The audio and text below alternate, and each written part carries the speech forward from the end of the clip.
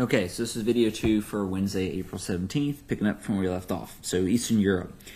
For the United States and Great Britain, the principle of self-determination was paramount. So this is something they talked about essentially at the Yalta Conference, that they wanted all these Eastern European countries that had once been occupied by the Nazis to have the ability to have self-determination, where they basically would have free elections and get to vote and decide what they wanted to be once they were liberated from the Nazis. Britain and France had no issue or no worries that Western Europe would do it, but they were worried the Soviets would not follow through. So they were worried that essentially the Eastern European countries would trade one dominating country of Germany for another dominating country, the Soviet Union.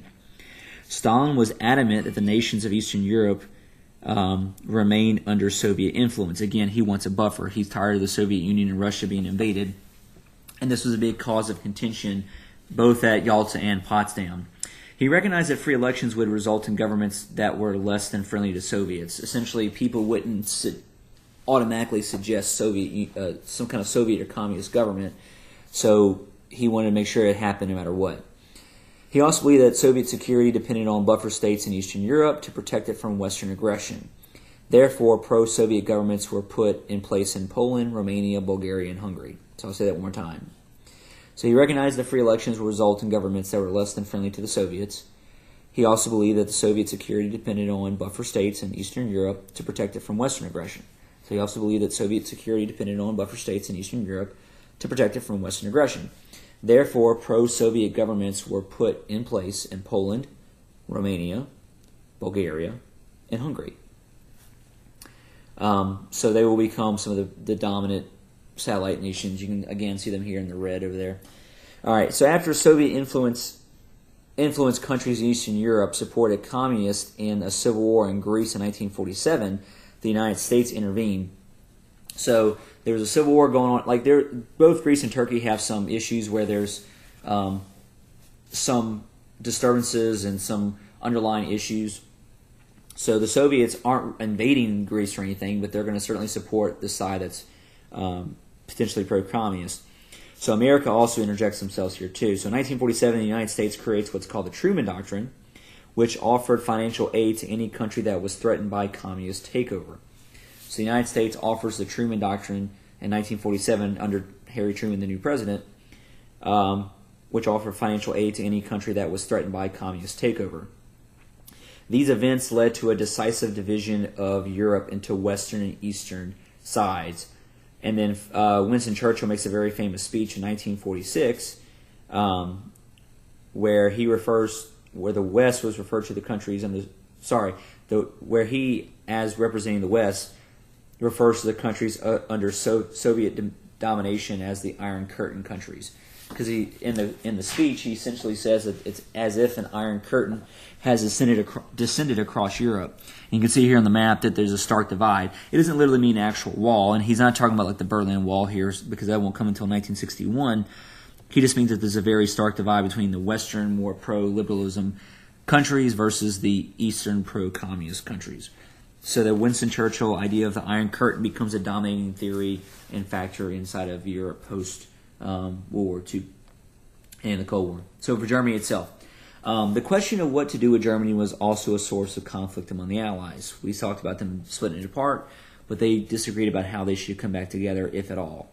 So the question of what to do in Germany was also a source of conflict among the Allies.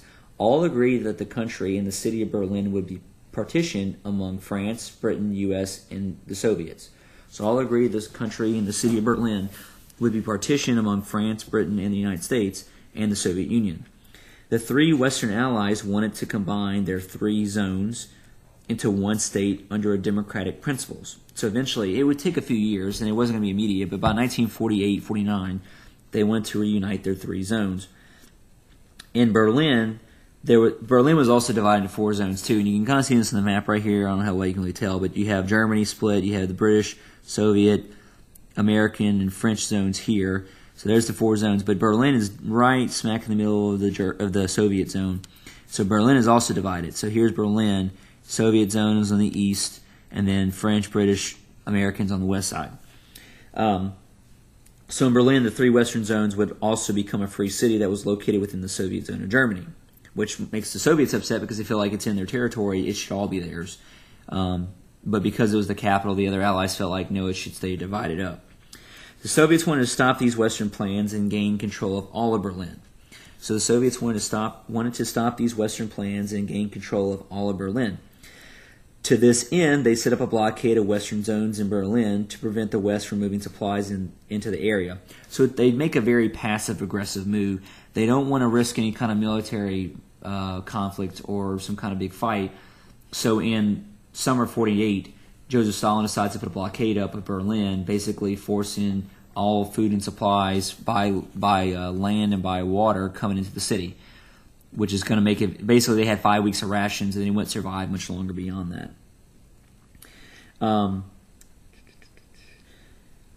So the Western Allies did not want to risk a military confrontation with the Soviets and ultimately began what's called the Berlin Airlift. The Berlin Airlift runs from summer 48 until May of 1949. Supplies were flown into the Western zones every day for about 11 months. And they even flew in like Christmas presents during December. So this goes on for nearly a year from, like I said, summertime of 48 until May of 49. After about a year of this, Stalin realizes that whatever he's doing is not really working, so he might as well go ahead and lift the blockade because this was not working at all.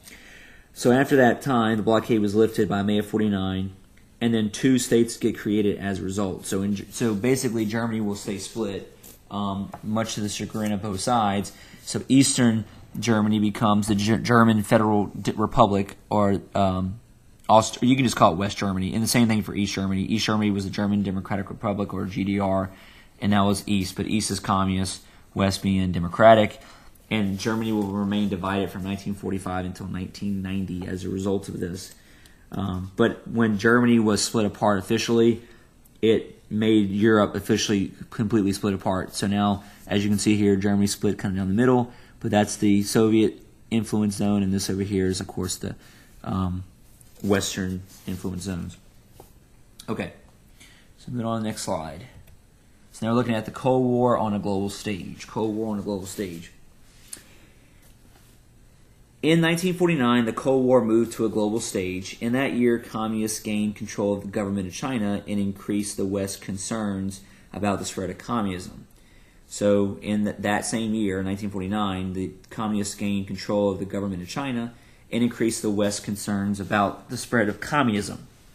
The United States and the Soviet Union never fought direct military battles against one another. Instead, the war involved 4 major types of conflict, which we're going to go through that here in a second, but we have the first 2 on this slide: propaganda and covert actions. So the United States and the Soviet Union never fought direct military battles because it would result in a massive war or nuclear war. Instead, the war involved 4 major types of conflict instead. So these are the first 2 on here: propaganda campaigns and covert actions. So we'll go through propaganda campaigns first. Because the Cold War was a war between the different ideologies, an important part of the fight was the effort to persuade people around the world of the superiority of each side's ideas and values. So I'll say that again because it's a long sentence. Because the Cold War was a war between different ideologies, an important part of the fight was the effort to persuade people around the world of the superiority of each side's ideas and values. And I'll say it one more time. Because the Cold War was a war between different ideologies, an important part of the fight was the effort to persuade people around the world of the superiority of each side's ideas and values. For the West, those values were focused on democracy, political freedom, and the benefits of a capitalist economy. So for the West, those values were focused on democracy, political freedom, and the benefits of a capitalist economy. The Soviets promoted the values of a communist system, such as the end of class differences and the benefits of a planned collective economy. So the Soviets promoted the values of a communist system, such as the end of class differences and the benefits of a planned collective economy. Both sides used a variety of means to promote their messages. So both sides used a variety of means to promote their messages. All right, the United States used mass media to promote the benefits of a Western lifestyle to people in Eastern Europe and the Soviet Union. While they couldn't go there directly, they couldn't drive themselves and talk to them directly, they had things like radio. So radio is going to be a very vital tool to reach a lot of people in Eastern Europe and even Soviet territory to try to change their minds and undermine the Soviets as much as possible. So the United States used mass media to promote the benefits of a Western lifestyle to people in Eastern Europe and the Soviet Union. The two most famous of which are the Voice of America and the Radio Free Europe. Both I have on the screen.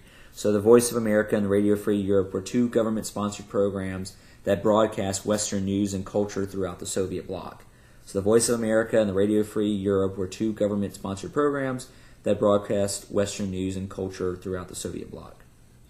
These programs provided an alternative to the messages that were put out by the state-sponsored media in communist countries. So these programs provided an alternative to the messages that were put out by state-sponsored media in the communist countries. Because obviously in a communist country, it's state-run media. They're only going to tell you what they want you to hear, and it's all good stuff. It's never negative things about their own country. It's always, if there's anything negative, it's usually about other areas. So these programs provided an alternative to the messages they were put out by the state-sponsored media in the communist countries. The Soviets made every effort to jam these radio signals, but were largely unsuccessful.